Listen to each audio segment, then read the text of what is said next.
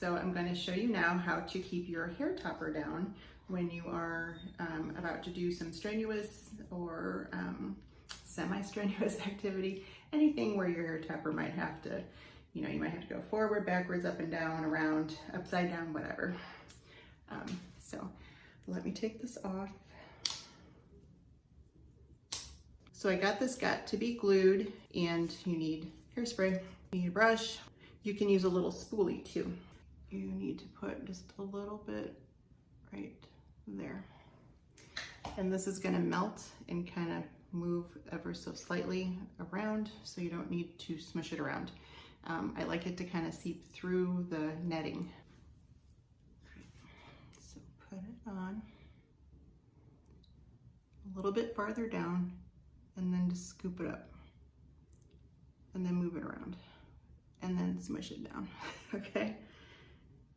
And then you're gonna feel a little bit of the goopiness, and you just smush it down, just temporarily. Do your clips. So it's not gonna stay down immediately. You're just kind of making it tacky. I find where my clip is, and it's already grabbed some hairs, which is fine. A little bit of glue and smush it around. And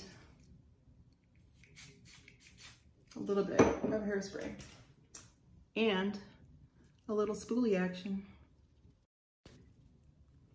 Isn't that better than doing that? I think so. And then do the same on the other side. You can see it's not going anywhere. This is my favorite part about this particular hair topper, is that I can just put it up, go to the grocery store, and feel like everybody else. If you wear hair toppers, you know that usually you grab it, you're not supposed to keep it in the drawer. Sometimes I do. Take it out of its bag, you put it on, and it's perfect. And we love that about hair toppers. But yeah, I mean, look, that's awesome for just everyday wear.